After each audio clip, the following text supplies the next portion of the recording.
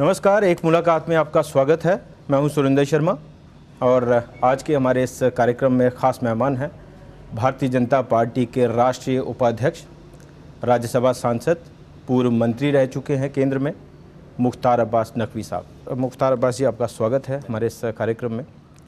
मुख्तार जी, जैसा लोकसभा चुनाव हुआ और लोकसभा चुनाव में भाजपा ने जो वायदे किए, उसके बाद केंद्र में सरकार बनी, अच्छे दिन आने का वायदा था।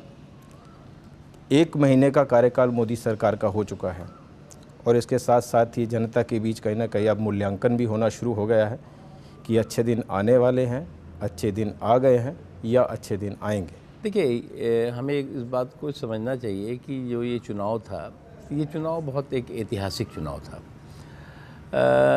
लोगों का जो जज्बा था, लोगों का जो जुनून था, वो जज्बा और जुनून जनादेश में बदला और उम्मीदों के साथ बदला। और उम्मीदें लोगों को हों, ये बहुत ज़रूरी है और मैं मानता हूँ कि होना भी चाहिए। अभी 1 महीना सरकार को हुआ है। अभी सरकार ने जो नाकामियों के निशान हैं, उसको मिटाने के लिए कामयाबी के कड़े कदम उठाने शुरू किए हैं। और निश्चित तौर से जो नाकामियों की विरासत है, उस पर लोक लुभावन सियासत नहीं हो सकती। अगर आप उस नाकामियों की विरासत को ख़त्म करना चाहते हैं तो लोक लुभावन सियासत का रास्ता छोड़ना पड़ेगा और आपको सीधे और एक मजबूत रास्ते से देश को, जो बदहाली की कगार पर देश खड़ा हुआ था, उसको ठीक रास्ते पे लाना पड़ेगा। और मोदी जी में जो विज़न है, जो मोदी जी के अंदर सोच है, मोदी जी जिस मजबूती के साथ सरकार को ईमानदारी के साथ चलाने की उनकी क्षमता है, अनुभव है, वो सब कुछ दिखेगा। 1 महीने में जो लोग आकलन कर रहे हैं या 1 महीने में जो लोग ये बात कह रहे हैं, ख़ास तौर से कांग्रेस पार्टी के साथी जो है, वो कम से कम उन्हें जो है वो नैतिक रूप से भी बात नहीं बोलनी चाहिए। क्योंकि इन 10 सालों में उन्होंने क्या दिया है देश को।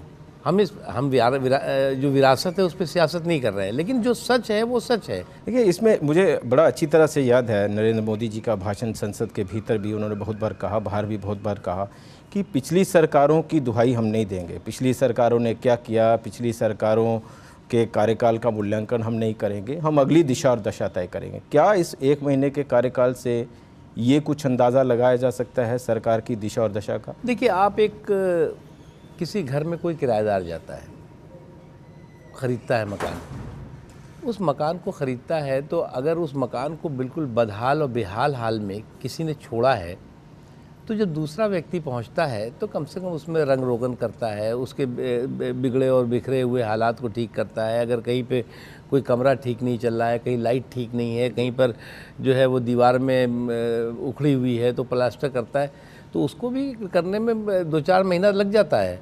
और ये तो सरकार है पूरी, कोई मतलब कोई सरकार, और ऐसी सरकार को एक ऐसी, हम कहते हैं उस पर हम सियासत नहीं कर रहे हैं, लेकिन जो सच्चाई है उसको तो हमें स्वीकार करना पड़ेगा। और इसलिए हमारा मानना है कि एक संकल्प, मजबूत संकल्प है, एक मजबूत नेतृत्व के हाथों में सरकार भी है और देश भी है, और हमें सबको ये विश्वास करना चाहिए कि उनके नेतृत्व में हम देश को बेहतर से बेहतर रास्ते पे ले जाएंगे। चलिए, बीजेपी या एनडीए की सरकार की सबसे बड़ी जो उपलब्धि है वो यही है कि लोगों को बहुत सारी उम्मीदें हैं और इन्हीं उम्मीदों पर मोदी सरकार को कसौटी पर भी उतरना है। लेकिन ये कुछ बातें हैं कि या कांग्रेस भी कह रही है या अन्य विपक्षी दल भी कह रहे हैं कि सरकार तो वह है जो फौरी तौर पर राहत दे। महंगाई की बात की थी, 1 महीने में तो महंगाई बढ़ रही है, रेलवे के किराए बढ़ गए, महंगाई पर काबू नहीं हो पा रहा, पेट्रोल डीजल पर काबू नहीं हो पा रहा, अभी हाल ही में फिर से पेट्रोल और डीजल बढ़ गया, तो फौरी तौर पर कुछ कदम तो उठाए सरकार। देखिए, ये बात आपकी, जो आप बात कह रहे हैं, ये बात हम भी सोचते हैं, ये बात आम लोगों को भी सोचना चाहिए। और जो लोग अगर ये सोचते हैं तो गलत नहीं सोचते। उनको लगता है कि साहब हमने जितना छप्पर फाड़ के वोट दिया है, तो हमें छप्पर फाड़ के जो है हमारी अपेक्षाएँ पूरी होनी चाहिए। उन अपेक्षाओं को पूरा करने के लिए, देखिए, एक तो होता है कि आप अपेक्षा पूरा कर दीजिए, कहीं से इधर से तोड़ा, इधर दे दिया, उधर खाली हो गया, इधर भर गया, फिर थोड़ी देर बाद टाई फिश। तो या तो आप देश को एक प्रगति के रास्ते पर एक अस्थाई और परमानेंट तरीके से ले जाने का संकल्प रखिए, या फिर लोक लुभावन जो कांग्रेस पार्टी करती रही कि भाई ये बांटो, इधर करो उधर करो, वोट लो, फिर देश को बर्बाद कर दो, तो उस रास्ते पे हम नहीं ले जाएंगे। हमें जो है वो सिर्फ हम लोक लुभावन, हम सिर्फ अपनी सत्ता सरकार बची रहे फिर आगे वोट मिल जाए, इसके लिए हम जो है वो कांग्रेस के रास्ते पे नहीं जाएंगे। हम जो है वो हम देश को एक स्थायित्व की तरफ ले जाएंगे और देश पर दुनिया विश्वास करे उसकी तरफ। नकवी साहब, क्या ये माना जाए कि मोदी सरकार जो निर्णय ले रही है उसके लिए देश की आवाम को जागरूक किया जा रहा है, देश की आवाम को तैयार किया जा रहा है, या कहीं आपको ये लगता है कि पार्टी को थोड़ा ये भी फीडबैक है लोगों का, जन आकांक्षाओं को लेकर, कि मोदी सरकार ने तो अच्छे दिनों की बात कही थी, ये तो कड़वी दवा पिला रहे हैं? होता है ये, इसमें हम अगर कोई ये कहता है कि साहब ऐसा है, अरे आपने तो कहा था बहुत अच्छे दिन आ जाएंगे, कहाँ गए, ये तो महंगाई बढ़ गई, ये सब्ज़ी बढ़ गई, ये तेल बढ़ गया, तो मुझे लगता है इसमें बुरा नहीं मानना चाहिए, क्योंकि लोगों को ये अधिकार है और ये हमारा डेमोक्रेटिक देश है। हम अगर उस पर कोई कहेंगे साहब तुम कैसे ये बात कह सकते हो, नहीं कहेंगे लोग। हम जो है वो उन चीज़ों को देखते हुए, समझते हुए, लोगों का रिएक्शन भी देखते हुए हम आगे बढ़ रहे हैं। गंभीरता से ले रहे हैं ये सब चर्चाएं? बिल्कुल गंभीरता से ले रहे हैं, बिल्कुल लेंगे, लेना पड़ेगा। हम जो है वो हम संवेदनशील राजनीतिक पार्टी हैं और जो कुछ भी लोगों के सरोकार से जुड़े हुए सवाल हैं उन सवालों का समाधान हो और परमानेंट समाधान हो, इसके लिए मोदी जी दिन और रात काम कर रहे हैं। मोदी जी एक ईमानदार शासक के तौर से, एक कार्यकर्ता के तौर से, एक जन सरोकार के प्रति समर्पित नेता के तौर पर काम कर रहे हैं वो। और जो सबसे बड़ी उपलब्धि अगर आप देखें, 1 महीने की सरकार है, 1 महीने की सरकार का तो आकलन ही नहीं होना चाहिए, लेकिन अगर आकलन भी आप कर रहे हैं तो जो अगल बगल के हमारे देश थे, सार्क कंट्रीज जिनको बोलते हैं, जिनसे हमारे किसी के संबंध अच्छे नहीं थे, पाकिस्तान से संबंध अच्छे नहीं, श्रीलंका से संबंध ठीक नहीं, अफ़गानिस्तान से संबंध ठीक नहीं, यहाँ तक कि नेपाल से भी संबंध खराब हो चुके थे। मोदी जी ने आते ही जो अड़ोस पड़ोस का माहौल था, उस अड़ोस पड़ोस के माहौल को भारत के प्रति सकारात्मक बनाया। ये तो चर्चा का बड़ा विषय रहा कि कूटनीतिक तौर पर मोदी सरकार का ये पहला मास्टर स्ट्रोक माना गया और उस पर चर्चा भी हुई, काफ़ी चर्चा हुई। शर्मा जी, अगर आप ये देखें कि कोई नॉर्मल एक सामान्य माहौल नहीं था। ये वो देश हैं जिन देशों से हमारे संबंध बिगड़ गए थे, बांग्लादेश हो, पाकिस्तान हो, भूटान हो, सबसे बिगड़ चुके थे, मतलब हमारी बातचीत नहीं हो रही थी उनसे। और ऐसे माहौल में सबसे पहले देश मजबूत हो, ये संकल्प हमारा है, अड़ोस पड़ोस हमारा सुरक्षित हो, मजबूत हो, अच्छे संबंध हो, अच्छे रिश्ते हों, ये और वो शुरुआत हुई है। जिसका नतीजा ये हुआ कि दुनिया के और भी जो बड़े बड़े देश हैं वो भी हमारी तरफ देखने लगे, वो हमारे तरफ जो है वो बहुत विश्वास से देखने लगे। वो देश जो देश की सोचते थे भारत की तरफ देखो ही नहीं, या तो बिल्कुल बेकार है, कोई चीज़ इन्वेस्ट करना बेकार है। बताइए ना, न्यूक्लियर डील हो चुकी, कितने दिन हो गए न्यूक्लियर डील, कहीं पर भी उस न्यूक्लियर डील का जो है वो पूरे देश में कहीं असर नहीं पड़ता। चलिए, इसकी उम्मीदें अभी बढ़ गई हैं, चूँकि नरेंद्र मोदी का जो व्यक्तित्व है उसके आधार पर, उनकी जो कार्य क्षमता है उसके आधार पर।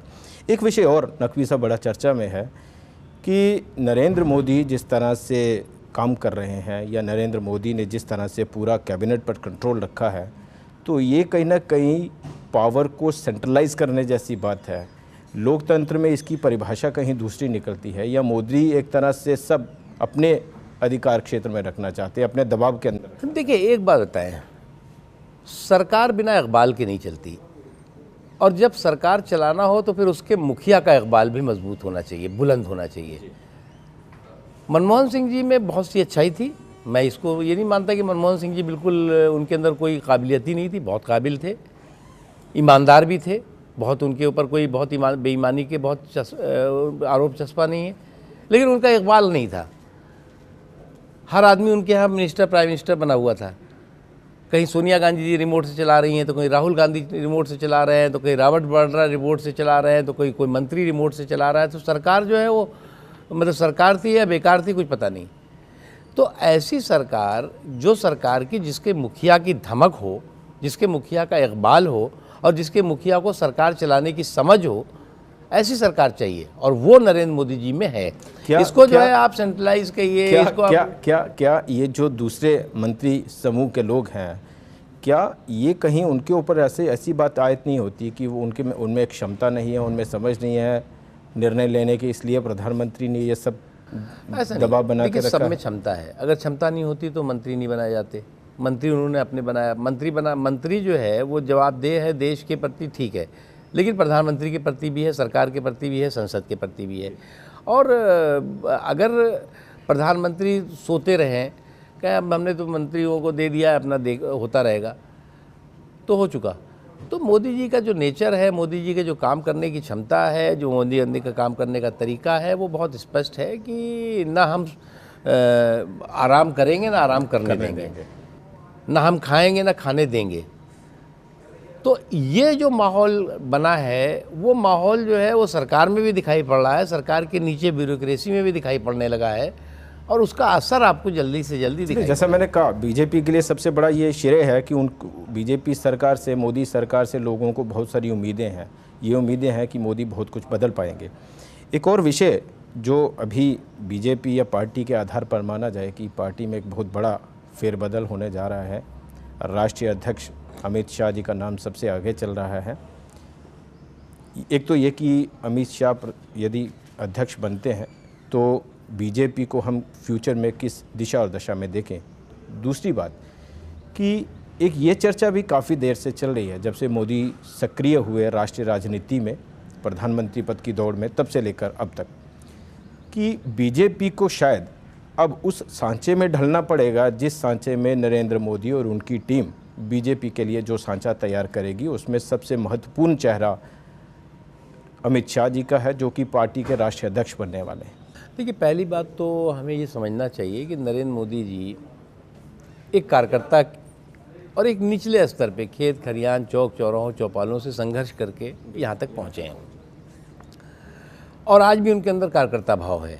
वो भी आज भी एक सबसे निचले पायदान पर खड़ा हुआ कार्यकर्ता है, उस तरह का उनका व्यवहार और उस तरह का भाव है। जब शासन करने की ज़रूरत होती है तो शासक का भाव, और शासन कैसे किया जाता है वो भी जानते हैं वो। इसलिए नरेंद्र मोदी जी, बीजेपी अलग है, नरेंद्र मोदी जी अलग है, नरेंद्र मोदी जी बीजेपी को ढालना चाहते हैं। भैया वो तो संगठन मंत्री रहे हैं। अगर वो संगठन मंत्री के रूप में भी उनकी आप सोच देखिए तो वो कई ऐसे राज्य थे जो एकदम कमज़ोर राज्य। चलिए, इसको यदि दूसरी तरह लिया जाए कि जो भी पार्टी में आडवाणी एपिसोड हुआ और उसके बाद नरेंद्र मोदी जी और उनकी टीम लगातार बढ़ रही है, और आडवाणी जी ने भी सराहा अभी जो पार्टी के जो नए सांसद हैं उनका जो सम्मेलन हुआ कि पहले ही टेस्ट मैच में नरेंद्र मोदी का तीसरा शतक। तो कुल मिलाकर मैं ये कहने की चेष्टा कर रहा हूँ कि नरेंद्र मोदी और उनकी टीम का सबसे महत्वपूर्ण चेहरा अमित शाह, जो कि बीजेपी में यूपी में जो कमाल कर दिखाया, तो अब बीजेपी को शायद उस पैटर्न पर चलना पड़ेगा। देखिए, पहली बात तो ये कि कौन राष्ट्रीय अध्यक्ष होगा वो अभी तय नहीं हुआ है, वो तय होगा तो पता लग जाएगा। लेकिन जहाँ तक अमित शाह जी की बात है, अमित शाह बहुत संगठन के दृष्टि से बहुत समझदार व्यक्ति हैं, समझ है उनको, मेहनती व्यक्ति हैं, और संगठन किस तरह से संगठन का के सांचे को, ढांचे को बनाया जाता है, उनको उसकी पहचान है, समझ है, जानकारी है। इसलिए अमित शाह जी अध्यक्ष बनेंगे, कोई और प्रेसिडेंट बनेगा, वो तो पार्टी का प्रेसिडेंट कोई जो है वो सर्वोपरि नहीं होता। पार्टी में हमारे यहाँ जो है वो एक लोकतांत्रिक व्यवस्था है, एक लोकतांत्रिक सिस्टम है। राजनाथ जी अध्यक्ष रहे तो और पूरा की पूरी पार्टी रही, तो प्रेसिडेंट जो है प्रिजाइड करता है, डिसाइड पूरी टीम करती है, और इसी तरह से पहले शुरू से चला आता रहा। अभी निश्चित तौर से पार्टी की भूमिका बढ़ जाती है। पार्टी की भूमिका इसलिए बढ़ जाती है, जैसे आपने अभी कहा कि साहब अच्छे दिन आने की बात करी थी, कहाँ गए अच्छे दिन। तो नहीं, हमने ये नहीं मतलब कहा, वही जो जनता जो कह रही है आपने वो उसको दोहराया। तो ये जो अभी है, अब इस तरह के सवाल आएंगे, आना स्वाभाविक है। उन सवालों का जवाब सरकार नहीं दे सकती। सरकार के विज्ञापन से वो काम नहीं चलेगा। सरकार उसका विज्ञापन दे देगी, जब ये हम कर रहे हैं, कोई तो कहते हैं यार सरकारी आते ही रहता है विज्ञापन। इसको वर्कर्स को, लोगों को सेटिस्फाई करना पड़ेगा। बीजेपी जवाबदेही होगी इसके। बीजेपी के कार्यकर्ताओं को ये स्पष्ट बताना पड़ेगा कि भाई ये सरकार कदम उठा रही है और इस कदम का ये असर दूरगामी असर है। ये असर इसका 2 महीने में पता लगेगा, 4 महीने में पता लगेगा, 6 महीने। जब तक वर्कर इस लोगों के बीच में जा कर के उनको सेटिस्फाई नहीं करेगा, तब तक सरकार की उपलब्धियां लोगों तक नहीं पहुंच पाती। क्या बीजेपी वैसे ही श्रेय लेगी कि सरकार जो कर रही है वो बीजेपी कर रही है और इसलिए बीजेपी को श्रेय मिले? देखिए, सरकार बीजेपी की है और सरकार बीजेपी की है तो नरेंद्र मोदी जी की है। मोदी जी और बीजेपी अलग नहीं है, तो इसलिए निश्चित तौर से जो श्रेय सरकार को जाएगा वो बीजेपी को जाएगा, बीजेपी के कार्यकर्ताओं को जाएगा। चलिए, कुछ हद तक आप संकेत दे रहे हैं कि सांचे में थोड़े बहुत बदलाव हो सकते हैं समय के मुताबिक, वो होना चाहिए, जन आकांक्षाओं के मुताबिक, जनता की उम्मीदों के मुताबिक। नकवी साहब, एक बड़ा प्राइम एजेंडा है भारतीय जनता पार्टी का, जिसको इस चुनाव में भी दोहराया गया, राम मंदिर और धारा 370 को लेकर प्राइम एजेंडा है।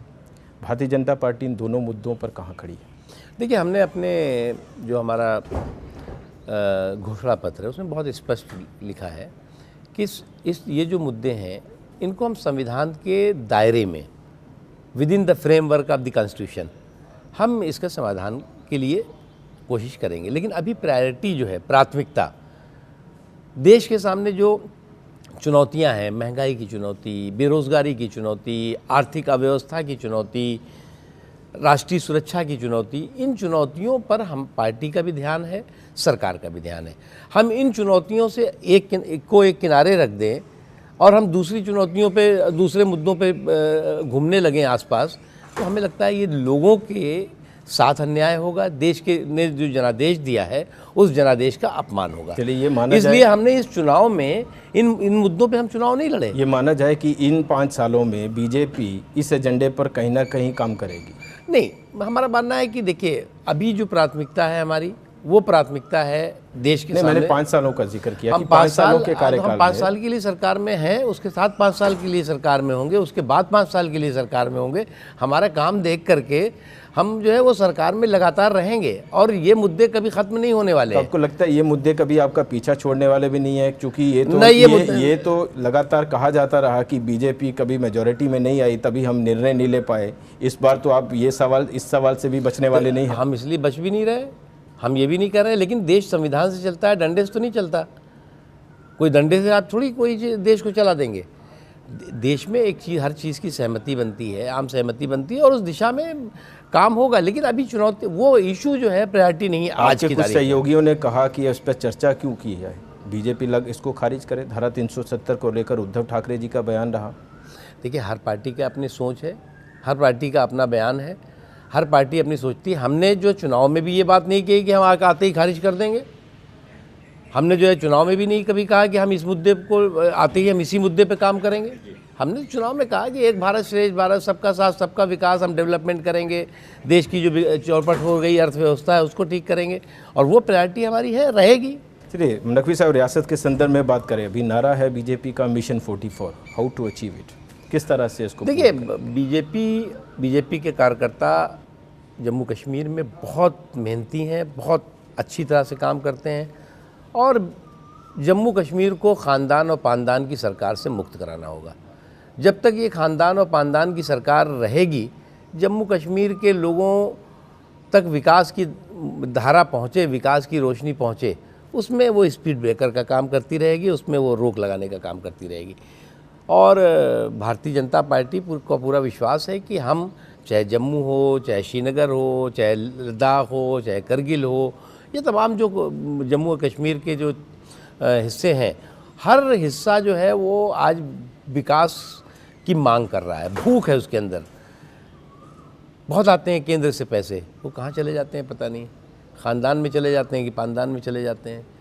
तो इन सरकारों से जब तक जम्मू कश्मीर को मुक्ति नहीं मिलेगी, जम्मू कश्मीर के लोगों को मुक्ति नहीं मिलेगी, तब तक चलिए कोई तो ब्लूप्रिंट होगा मिशन 44 को अचीव करने के है। लिए ब्लूप्रिंट, ये तो एक साधारण नारा है, ये तो सभी राजनीतिक दल देते हैं। हाँ, ब्लूप्रिंट है, हमारे पास ब्लूप्रिंट है।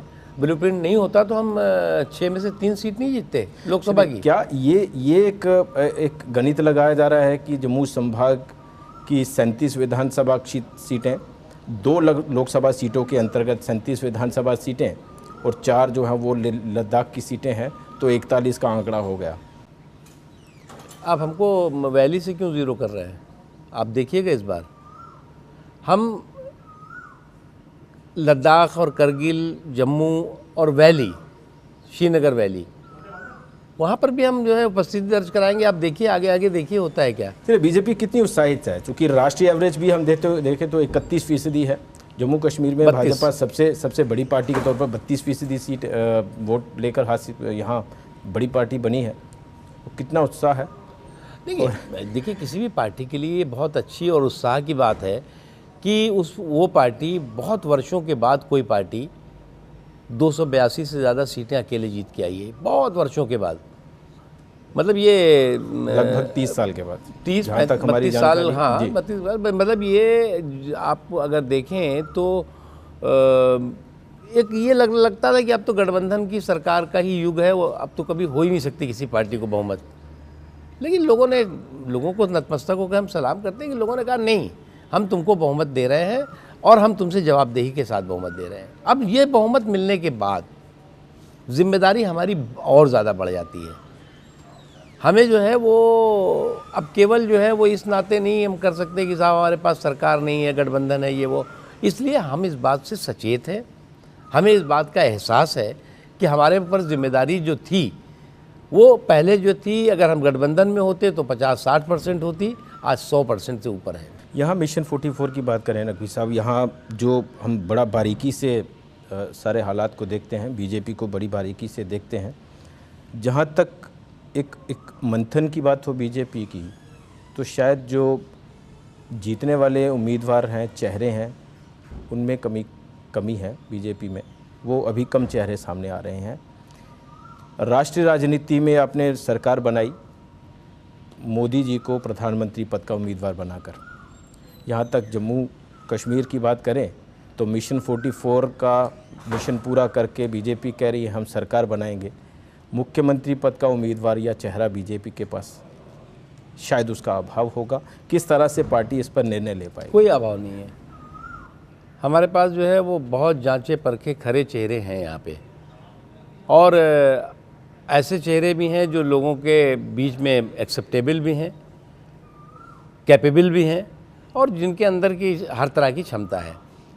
पार्टी किसको मुख्यमंत्री का उम्मीदवार घोषित करेगी या नहीं करेगी, ये पार्टी को डिसाइड करना है। हम बहुत जगह ऐसा होता है कि बहुत सी जगहों पे हम चुनाव लड़ते हैं बिना मुख्यमंत्री के उम्मीदवार घोषित किए हुए, बहुत जगहों पे हम चुनाव लड़ते हैं घोषित करके। हमारा अभी लक्ष्य एक है कि हमारी सीटें पूर्ण बहुमत वाली आनी होनी चाहिए, ज़्यादा से ज़्यादा होनी चाहिए, और भारतीय जनता पार्टी एक ज़ोरदार शानदार जम्मू कश्मीर की विधानसभा पे दस्तक दे सके। लेकिन राष्ट्रीय ट्रेंड्स के मुताबिक आपको कहीं जम्मू कश्मीर में भी कम करना पड़ेगा। जैसा मैंने कहा कि प्रधानमंत्री पद का उम्मीदवार आपने पहले घोषित कर दिया, तो यहाँ आप कैसे उसको पीछे रखेंगे? पार्टी तय करेगी, पार्टी इस बारे में विचार कर रही है। जम्मू कश्मीर में हमारा चुनाव है, महाराष्ट्र में चुनाव है, हरियाणा में चुनाव है, झारखंड में चुनाव है, और भी 1-2 राज्य ऐसे हो सकता है चुनाव हो जाए वहाँ पे भी।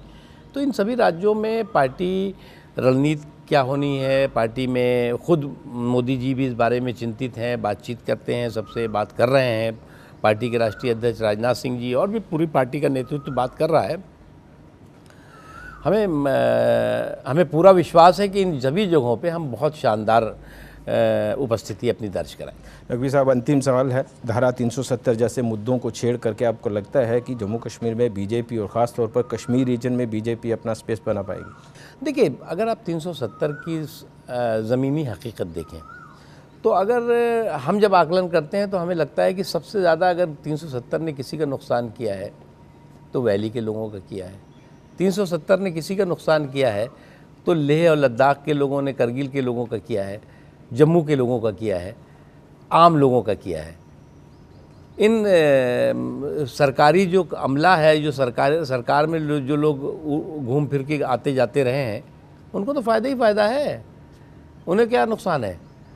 उन्हें तो पैसा वहाँ से आता है, जनता में जाने की बजाय उनकी तिजोरी में चला जाता है, तो उन्हें तो फ़ायदा ही फ़ायदा है। उन्हें आम आदमी को नुकसान है, उनको फ़ायदा है। इसलिए 370 पे मोदी जी ने जब कहा कि बहस होनी चाहिए, तो भैया ये डेमोक्रेसी है, कोई क्लोज कंट्री तो है नहीं।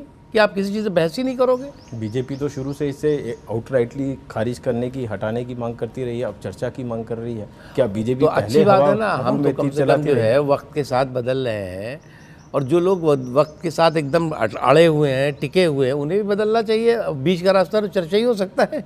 चलिए, ये माना जाए कि विधानसभा चुनाव जो रियासत में होने वाला है, धारा 370 बीजेपी के लिए एक बड़ा मुद्दा होगा उसमें। देखिए, रियासत के जो सरोकार पर रियासत की जो समस्याएं हैं, उनके लिए जो एक समस्या कोई ना कोई अगर चीज़ है तो मुद्दा बनेगा। नकवी साहब, हमारे साथ इस कार्यक्रम में चर्चा में हिस्सा लेने के लिए आपका बहुत बहुत शुक्रिया। और ये थे हमारे साथ आज भारतीय जनता पार्टी के राष्ट्रीय उपाध्यक्ष, राज्यसभा सांसद, पूर्व मंत्री, जम्मू कश्मीर के संदर्भ में भाजपा किस तरह से आगे चलेगी और राष्ट्रीय राजनीति में मोदी सरकार किस तरह से जन आकांक्षाओं पर खरा उतरेगी, इन तमाम पहलुओं पर बड़ी बेबाकी से जवाब दिया। आज के इस कार्यक्रम में फ़िलहाल इतना ही। इसी के साथ इजाज़त चाहेंगे। नमस्कार।